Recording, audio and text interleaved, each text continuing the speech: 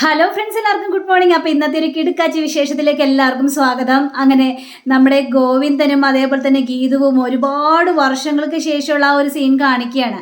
കഥയിലെ രാജകുമാരി എന്നൊരു പാട്ടിൻ്റെ ആ ഒരു സീനിലാണ് ഇവർ രണ്ടുപേരെയും കാണിക്കുന്നത്. അപ്പോൾ ഇവർ രണ്ടുപേരും കൂടി ദീപങ്ങൾ പിടിച്ചിട്ട് നമ്മുടെ ദിലീപേട്ടൻ്റെ സിനിമയിലെ പോലെ തന്നെ അവർ ദീപം ഒഴുക്കാനായിട്ട് പുഴയിൽ ഒഴുക്കാനായിട്ട് പോവുകയാണ്. അപ്പോൾ ആ ഭയങ്കര ഒരു പടുക്കിളവനെ പോലെ തന്നെയാണ് ഗീതുവിനെയും ഗോവിന്ദനെയും കാണിക്കുന്നത്. പക്ഷേ എന്നിട്ടും അവരുടെ ഫസ്റ്റ് നൈറ്റ് കഴിഞ്ഞിട്ടില്ല. ഇതാണ് ഇവരുടെ സങ്കടം. ഇതിനു വേണ്ടിയാണ് ദീപം ഒഴുക്കാനായിട്ട് ഇവർ പുഴക്കടവിലേക്ക് പോകുന്നത്. അപ്പോൾ ഗീതുവിനെ കാണുമ്പോൾ ഗോവിന്ദനും, ഗോവിന്ദനെ കാണുമ്പോൾ ഗീതുവിനും ഭയങ്കര പ്രണയം തോന്നുകയാണ് ആ വയസ്സായ സമയത്തും. അപ്പോൾ ഗോവിന്ദൻ്റെ ആ നടുപ്പൊക്കെ കണ്ടു കഴിഞ്ഞപ്പോഴേക്കും ഗീതു പറയാണ്, എന്തിനാണ് വയ്യാതെ ഇങ്ങോട്ട് വന്നത്? താങ്കൾക്ക് വയ്യല്ലോ, വയ്യെങ്കിൽ നമുക്കിപ്പോൾ വരണ്ടായിരുന്നു എന്നൊക്കെ പറഞ്ഞു കഴിഞ്ഞപ്പോഴേക്കും അങ്ങനെ വരാതിരിക്കാൻ പറ്റില്ലല്ലോ മോളെ, കാരണം നമ്മളുടെ ഫസ്റ്റ് നൈറ്റ് ഇതുവരെയും കഴിഞ്ഞിട്ടില്ല. അപ്പോൾ ഈ പുഴയിലെങ്കിലും ദീപം ഒഴുക്കിയതിന് ശേഷം ഫസ്റ്റ് നൈറ്റ് കഴിയുമെങ്കിൽ കഴിയട്ടെ. നമ്മൾ എത്ര വർഷമായി ഈ ദീപം ഒഴുക്കാൻ തുടങ്ങിയിട്ട് ഇതുവരെ നമ്മുടെ ഫസ്റ്റ് നൈറ്റ് നടന്നിട്ടുണ്ടോ? ഇല്ലല്ലോ എന്നൊക്കെ പറഞ്ഞുകൊണ്ട് ഗീതവും സംസാരിക്കുകയാണ്. അപ്പം ഇത് കേട്ടുകഴിഞ്ഞപ്പോഴേക്കും ഗോവിന്ദൻ ഉറപ്പായിട്ടും നടക്കും, ഇവിടെ ഈ പുഴയിലെ ദീപം ഒഴുക്കിയിട്ടുണ്ടെങ്കിൽ നമ്മുടെ ഫസ്റ്റ് നൈറ്റ് ഉറപ്പായിട്ടും നടക്കും, അതെനിക്ക് വിശ്വാസമാണ്. കഴിഞ്ഞ പ്രാവശ്യമൊക്കെ നമ്മൾ ഒഴുക്കാൻ വേണ്ടി വന്നപ്പോൾ പുഴയിൽ ഒഴുക്കുണ്ടായിരുന്നില്ല, ദീപം അങ്ങനെ തന്നെ നിന്നത്. ഈ ദീപം നമ്മൾ പുഴയിലേക്ക് വെച്ച് കഴിഞ്ഞാൽ ആ ദീപം ഇങ്ങനെ ഒഴുകി പോകണം, എന്നാൽ മാത്രമേ നമ്മൾ വിചാരിച്ച കാര്യങ്ങളെല്ലാം നടക്കുകയുള്ളൂ ഗീതു. അങ്ങനെ ആണോ? പക്ഷേ ഇന്ന് ആ ദീപം ഒഴുകിപ്പോയില്ലെങ്കിലോ? ഉറപ്പായിട്ട് ഒഴുകും. ഇന്ന് പുഴയ്ക്ക് നല്ല ഒഴുക്കുണ്ടാവും. ഇത് കേട്ട ഗീതു ആണെങ്കിൽ ഇങ്ങനെ നോക്കുകയാണ്. ഞാൻ നോക്കി കഴിഞ്ഞപ്പോഴേക്കും അയ്യോ ഗോവിന്ദേട്ടൻ അതെങ്ങനെ മനസ്സിലായി ഈ പുഴയിലേക്ക് ഇന്ന് പുഴയ്ക്ക് ഒഴുക്കുണ്ടെന്ന്? അതൊക്കെ എനിക്ക് അറിയാം മോളെ, കാരണേ ഞാൻ വാട്ടർ ടാങ്ക് അതോറിറ്റിനോട് പറഞ്ഞിട്ടുണ്ട് കുറച്ച് വെള്ളം നല്ല പ്രഷറായിട്ട് വിടണമെന്ന്. ആ സമയമാകുമ്പോൾ നല്ല പ്രഷറിലൂടെ വെള്ളം വിട്ടോളും. അപ്പം നമ്മൾ ദീപം ഒഴുക്കാൻ നേരത്ത് ദീപം ഇങ്ങനെ ഒഴുകി പോകും, നമ്മുടെ ആഗ്രഹങ്ങളെല്ലാം സഫലമാകുകയും ചെയ്യും. ഇത് കേട്ട ഗീതു ഇരുന്ന് ഭയങ്കര ചിരിയാണ്. ഓ, ഈ കണ്ണേട്ടൻ്റെ ഒരു ഐഡിയയെ എന്ത് സൂത്രശാലിയാണ്. എങ്കിൽ വാ നമുക്കങ്ങോട്ട് ദീപം ഒഴിക്കാലോ. ഓ, എനിക്ക് ശരീരം കൊണ്ടൊന്നും ഒട്ടും വയ്യ. അപ്പോൾ ഗോവിന്ദനും പറയണം, ആ ശരിക്കും വയസ്സായില്ലേ, ഇപ്പോൾ ഒന്നിനും ഒരു ശേഷിയില്ലാതായി, ഒന്നിനും ഒരു തൃപ്തി ഇല്ലാതെയായി എന്നൊക്കെ പറഞ്ഞുകൊണ്ട് ഇവർ പതിയെ ഇങ്ങനെ വയസ്സനും വയസ്സിയും എന്നിങ്ങനെ നടന്നു പോവുകയാണ്.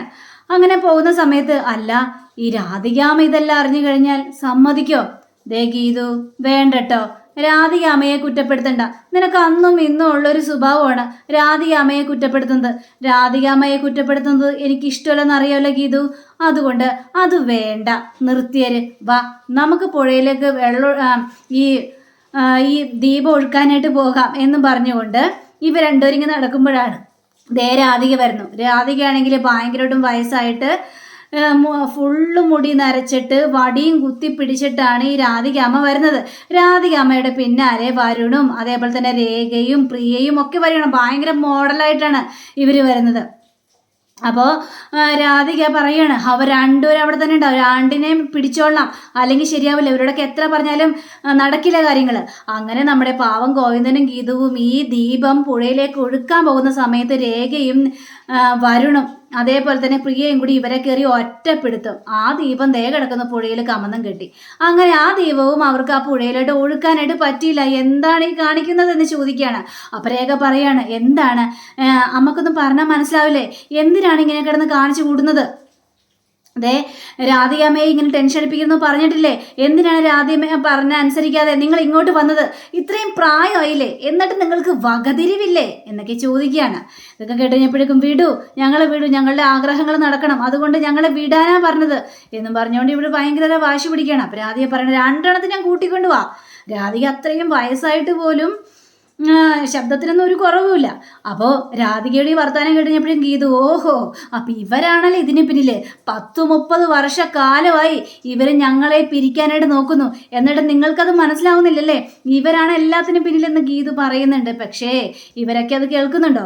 അതൊന്നും കേൾക്കാതെ ഗോവിന്ദനെ ഒരു സൈഡിലേക്ക് പിടിച്ചു വലിച്ചുകൊണ്ട് പോകുന്നു, ഈ ഗീതുവിനെ ഒരു സൈഡിലേക്ക് പിടിച്ചു വലിച്ചുകൊണ്ട് പോകുന്നു. അപ്പോൾ ഗോവിന്ദൻ പറയുന്നുണ്ട്, അവളെ വിട്, അവൾക്ക് നടുവേദനയാണ്, അവൾക്ക് നടുവിന് എന്തെങ്കിലും സംഭവിക്കും, നിങ്ങളിങ്ങനെ വലിച്ചുകൊണ്ട് പോകില്ല. അയ്യോ എൻ്റെ കണ്ണേട്ടനെ വീട്, കണ്ണേട്ടന് തീരെ വയ്യ, കാലിന് സുഖമില്ല, ഇങ്ങനെ വലിച്ചുകൊണ്ട് പോവല്ലേ എന്ന് പറയുന്നുണ്ടെങ്കിൽ പക്ഷെ പറഞ്ഞതൊന്നും കേൾക്കാതെ ഇവർ രണ്ടുപേരെ രണ്ട് ദിക്കിലേക്ക് കൊണ്ടുപോവുകയാണ്. അങ്ങനെ അവർ ആ സ്വപ്നവും നടക്കാതെ പോവുകയാണ്. പക്ഷെ ഇതെല്ലാം ഇവരുടെ സ്വപ്നം കണ്ട് ഞെട്ടി എണീക്കുകയാണ് നമ്മുടെ ഗീതുവും ഗോവിന്ദനും.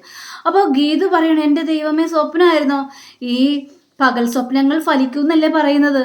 ഇനിയിപ്പോൾ വയസ്സായാലും ഞങ്ങളുടെ ഫസ്റ്റ് നൈറ്റ് നടക്കൂലേ? എൻ്റെ ദൈവമേ, എന്ത് ചെയ്യും? അവിടെയും വില്ലത്തി രാധികാമ്മ തന്നെയാണല്ലോ, നീ എന്ത് ചെയ്യുന്ന പറഞ്ഞൊരവസ്ഥ. അപ്പോൾ ഗോവിന്ദനും പറയണേ, പകൽ സ്വപ്നം കണ്ടാലെന്താ, രാത്രി സ്വപ്നം കണ്ടാലെന്താ? ഈ സ്വപ്നങ്ങളെല്ലാം വെറുതെയാ. സ്വപ്നമല്ലേ, അത് ഫലിച്ചാലെന്ത് ഫലിച്ചില്ലെങ്കിൽ എന്ത്, നമ്മളുടെ വിധി പോലെയല്ലേ നടക്കുള്ളൂ. എന്നാലും ഇത് ഒടുക്കത്തൊരു സ്വപ്നമായി പോയല്ലോ. ഇങ്ങനൊരു സ്വപ്നം കാണണ്ടായിരുന്നു. പക്ഷേ ഗീതവും ഗോവിന്ദനും ഒരേപോലത്തെ സ്വപ്നങ്ങളാണ് അവിടെ കണ്ടത്. അപ്പോൾ ഗോവിന്ദൻ ഇങ്ങനെ ചിന്തിക്കുകയാണ്, ഏതായാലും പ്രിയയെ എങ്ങനെയെങ്കിലും പറഞ്ഞ് മനസ്സിലാക്കിക്കണം, അവളുടെ മനസ്സ് മാറ്റാൻ ഒരു വഴിയുണ്ട്. അങ്ങനെ നമ്മുടെ ഗീതവും ഇതേപോലെ തന്നെ ചിന്തിക്കുകയാണ്. അങ്ങനെ നമ്മുടെ ഗോവിന്ദനാണെങ്കിൽ ഫോൺ വിളിച്ചു കഴിഞ്ഞപ്പോഴേക്കും പെട്ടെന്ന് പ്രിയ എണീക്കുകയാണ്. പ്രിയ നോക്കി കഴിഞ്ഞപ്പോഴേക്കും അലാറം അടിച്ചു. ഇതെന്താ ഇതെന്നൊക്കെ വിചാരിച്ചുകൊണ്ട് നമ്മുടെ പ്രിയ നേരെ അവിടെ നിന്ന് പതിയെ എണീറ്റ് പോകാനായിട്ട് ശ്രമിക്കുകയാണ്. അപ്പോൾ ഗീതുവിൻ്റെ ഒടുക്കത്തടവ്, ഗീതു ഉറങ്ങണ പോലെ അഭിനയിക്കുകയാണ്. അപ്പോൾ ഗീതു പറയുകയാണ്, പോകല്ലേന്നേ. അപ്പോൾ പ്രിയ അന്തം വിട്ട് നോക്കി നിൽക്കണം. എന്താണ് ഈ പറയുന്നത്? അതെ, പോവല്ലേന്നേ, ഇങ്ങോട്ട് അടുത്ത് വാ, പോകല്ലേന്നല്ലേ പറഞ്ഞത്. കണ്ണേട്ടാ, എൻ്റെ അടുത്ത് വന്ന് ഇരിക്കുക കണ്ണേട്ടാ, എൻ്റെ മുന്നിൽ നിന്ന് പോവല്ലേ കണ്ണേട്ടാ എന്നൊക്കെ എങ്ങനെ സംസാരിക്കുകയാണ്. അപ്പോൾ നമ്മുടെ പ്രിയക്ക് അത് കേട്ട് കഴിഞ്ഞപ്പോഴേക്കും ഭയങ്കര ഒരു നാണം. കണ്ണേട്ടാ. അങ്ങനെ ഗീതു പതിയെ കണ്ണു തുറന്ന് നോക്കി കഴിഞ്ഞപ്പോഴേക്കും പ്രിയ, അയ്യോ പ്രിയ ആയിരുന്നോ? ഞാൻ വിചാരിച്ചു കണ്ണേട്ടനാണെന്ന്. ഞാനൊരു സ്വപ്നം കണ്ടേ, കണ്ണേട്ടൻ എൻ്റെ അടുത്തിരിക്കുന്നത് പോലെ, അതുകൊണ്ടാ ഞാൻ കണ്ണേട്ടനാണെന്ന് വിചാരിച്ചുകൊണ്ടാണ് പ്രിയ അങ്ങനെയൊക്കെ ഞാൻ പറഞ്ഞത്. ഒന്നും വിചാരിക്കല്ലേ. മനസ്സിലായി. അങ്ങനെ പ്രിയ അവിടെ നിന്ന് പോവുകയാണ്. അപ്പോഴേക്കും നമ്മുടെ ഗീതു ഗോവിന്ദനോട് കാര്യങ്ങളെല്ലാം പറയുകയാണ്. അങ്ങനെ ഗീതുവിന് ഭയങ്കര സന്തോഷം. ദൈവമേ, ഇപ്പോഴെങ്കിലും പ്രിയയുടെ മനസ്സൊന്ന് മാറിയാൽ മതിയായിരുന്നു. അങ്ങനെ നമ്മുടെ രേഖയെ കാണിക്കുകയാണ്, അതേപോലെ തന്നെ രഞ്ജുവിനെയും കാണിക്കുകയാണ്. ഇവരിരുന്ന് ചായ കുടിക്കുകയാണ്. രേഖയാണെങ്കിൽ ചായ ഉണ്ടാക്കുകയും ചെയ്യാണ്. അപ്പോൾ പ്രിയ അങ്ങോട്ട് കയറി ചെന്ന് കഴിഞ്ഞപ്പോഴേക്കും, എന്തിനാണ് അവർ രണ്ടുപേരെയും വേറെ കിടത്തിയിരിക്കുന്നത്? എന്തിനങ്ങനെയൊക്കെ ചെയ്യുന്നത്? അവർ കൂടുതൽ അടുക്കാൻ വേണ്ടിയല്ലേ ഞാൻ ഇങ്ങനെയെല്ലാം ചെയ്തു കൂട്ടുന്നത്. അപ്പം രഞ്ജു, കൂടുതൽ അടുപ്പിച്ച് ലാസ്റ്റ് അവരെ ഒട്ടിപ്പോകും. നിന്നോട് ഞാൻ ചോദിച്ചില്ല, എന്നോട് നീ സംസാരിക്കാൻ വേണ്ട. അപ്പം അത് കേട്ടുകഴിഞ്ഞപ്പോഴേക്കും രഞ്ജുവിന് ഭയങ്കര സങ്കടം തോന്നി. ഏതായാലും അവരൊന്നിക്കും, അത് ഉറപ്പുള്ള കാര്യം തന്നെയാണ്. അപ്പോഴാണ് വരുന്നു ഗീതു. അപ്പം ഗീതു ആണെങ്കിൽ ഏതായാലും ഗീതു കണ്ണേട്ടനെ കൊണ്ട് ചായ കൊടുത്തിട്ട് വായെന്ന് രേഖ പറയുകയാണ്. അപ്പോൾ ഇത് കഴിഞ്ഞപ്പോഴേക്കേ ഇല്ല, ഞാൻ ചായ കൊടുക്കണമെന്നില്ല. ഞാൻ തന്നെ ചായ കൊടുക്കുന്നത്, ഞാൻ ചായ കൊടുക്കണമെന്നില്ല. ഏതായാലും പ്രിയ തന്നെ പോയി ചായ കൊടുക്ക്. അപ്പോൾ അങ്ങനെ നമ്മുടെ പ്രിയ ചായയായിട്ട് പോവുകയാണ്. ശരി, ഞാൻ തന്നെ കൊടുത്തേക്കാം എന്നൊക്കെ വിചാരിച്ചുകൊണ്ട് പ്രിയ ചായയായിട്ട് പോയി കഴിഞ്ഞപ്പോഴേക്കും ഗീതവും രേഖയും രഞ്ജുവും കൂടി, എന്തായി, പ്ലാൻ വല്ലതും നടക്കോ? പിന്നെ ഉറപ്പായിട്ടും പ്ലാൻ നടക്കുമെന്നോ? നമ്മുടെ പ്ലാൻ ഉറപ്പായിട്ടും നടക്കും. ഞങ്ങൾ ഏതായാലും ഒരു പ്ലാൻ ചെയ്തിട്ടുണ്ട്. ഞാനും ഗോവിന്ദേട്ടനെ കൂടി ചേർന്ന് എന്താന്ന് പറയട്ടെ എന്നും പറഞ്ഞുകൊണ്ട് ഇവരുടെ രഹസ്യങ്ങളെല്ലാം പറയുകയാണ്. അങ്ങനെ നമ്മുടെ ഗോവിന്ദനെ പെട്ടെന്ന് ഗീതു വിളിക്കണം. അതെ, നമ്മൾ വിചാരിച്ചതുപോലെ തന്നെ കാര്യങ്ങളെല്ലാം നടക്കുന്നുണ്ട്. ഇപ്പോൾ പ്രിയ ചായയായിട്ട് ഇപ്പോൾ റൂമിലേക്ക് കയറി വരും. ഉഗ്രൻ പെർഫോമൻസ് കാഴ്ചവെക്കണം. അത് ഞാൻ ചെയ്തു.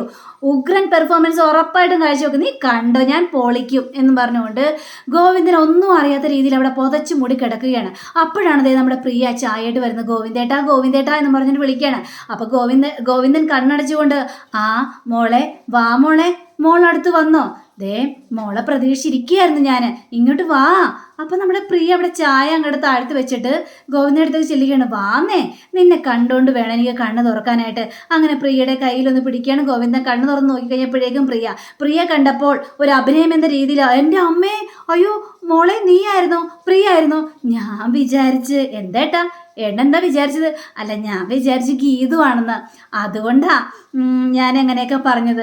അയ്യോ, ഗീതു അല്ലായിരുന്നല്ലേ, എനിക്ക് അവളെ കാണണം, അവളെ കണ്ടാണ് ഞാൻ എണീക്കാറേ. ദൈവമേ, അപ്പോഴേക്ക് നമ്മുടെ ഗീതു പരക്കം മഞ്ഞ ഓടി, അയ്യോ ഇവിടെ എന്തെങ്കിലും അത്യാഹിതം സംഭവിച്ചോ എന്ന് ചോദിച്ചോണ്ടാ നമ്മുടെ ഗീതു വരുന്നത്. അപ്പോൾ ഗീതുവിനോട് ചോദിക്കുകയാണ്, പ്രിയ എന്താ പറ്റിയത്? അല്ല, ഞാൻ വിചാരിച്ചേ ഇവിടെ എന്തെങ്കിലും അത്യാഹിതം സംഭവിച്ചെന്ന്. കാരണം ഞാനിവിടെ ചായയായിട്ട് ഗോവിന്ദേട്ടൻ്റെ മുറിയിൽ ചായയായിട്ട് വരുമ്പോഴേ ഗോവിന്ദേട്ടൻ എൻ്റെ കൈ പിടിക്കാറുണ്ട്. കൈ പിടിച്ചിട്ട് വലിച്ചേ ഗോവിന്ദേട്ടൻ്റെ മേത്തേക്കിടും. ഞാൻ വിചാരിച്ചു പ്രിയയും അതേപോലെ ചെയ്തെന്ന്. എൻ്റെ ഭാഗ്യത്തിന് അങ്ങനെയൊന്നും സംഭവിച്ചില്ലല്ലോ. അങ്ങനെ വല്ലതും സംഭവിച്ചായിരുന്നെങ്കിൽ കുഞ്ഞിന്റെ അവസ്ഥ, എൻ്റെ ദൈവമേ, ഒന്നാതെ നിറവേറായിട്ട് നിൽക്കുന്നതല്ലേ പ്രിയ. അങ്ങനെയൊന്നും സംഭവിച്ചില്ലല്ലോ, നല്ല കാര്യം.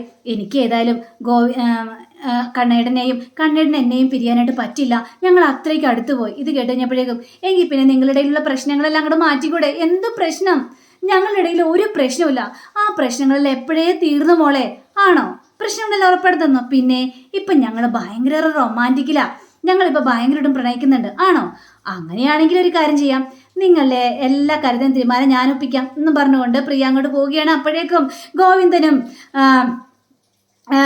ഗീതുവിനും ഭയങ്കര സന്തോഷം തോന്നുകയാണ്. ഇവർ സന്തോഷം കൊണ്ട് മാദ്യം പറഞ്ഞു നിൽക്കുകയാണ്, ഇനി നമ്മുടെ ഫസ്റ്റ് നൈറ്റ് ഇവിടെ തന്നെ ആഘോഷിക്കാമെന്ന് പറഞ്ഞുകൊണ്ട്. അങ്ങനെ പ്രിയ നേരെ ഈ രാധിയുടെ അടുത്തേക്ക് ചെല്ലുകയാണ്. അമ്മേ, ഗോവിന്ദേട്ടനും അതേപോലെ തന്നെ ഗീത ചേച്ചിക്കും ഒരു പ്രശ്നവുമില്ല, അവർ നല്ല സ്നേഹത്തിലാണ്. അതൊക്കെ നിനക്ക് വെറും തോന്നല, അവർ നിന്റെ അഭിനയമാണ്. ഇല്ല, അഭിനയമൊന്നും അല്ല, ഞാൻ നേരിട്ട് കണ്ടതല്ലേ അമ്മേ, അഭിനയമാണെന്ന് ഞാൻ ഉറപ്പ് തരാം എന്നും പറഞ്ഞുകൊണ്ട്. നീ അത് വിശ്വസിക്കില്ല അവർ പറഞ്ഞാൽ, ഞാൻ പറഞ്ഞാലും നീ വിശ്വസിക്കില്ല, ഞാൻ കാണിച്ചു തരാം, തെളിവ് കാണിച്ചു തരാം എന്ന് പറഞ്ഞുകൊണ്ട് ഫോൺ എടുത്തിട്ട് ആ വീഡിയോ അങ്ങോട്ട് കാണിച്ചു കൊടുക്കുകയാണ്. അപ്പോൾ നമ്മുടെ ഗീതുവും ഗോവിന്ദനും കൂടി എന്തോ ഐഡിയ ചെയ്യുന്നതായിട്ടാണ് അവിടെ കാണിക്കുന്നത്. അപ്പോൾ ഇത് കണ്ട ഗീതുവും ഗോവിന്ദനാകെ തകർന്നു പോവുകയാണ്. ഇനി നാളെ കാണാനായിട്ട് പോകുന്നത് അടിപൊളി രംഗം തന്നെയായിരിക്കും. ആ അടിപൊളി രംഗത്തിന് വേണ്ടി എല്ലാവരും കാത്തിരിക്കണേ. അപ്പോൾ എല്ലാവർക്കും നല്ലൊരു ശുഭദിനം ആശംസിച്ചുകൊണ്ട് തന്നെ നമസ്കാരം. Thank you. ബൈ.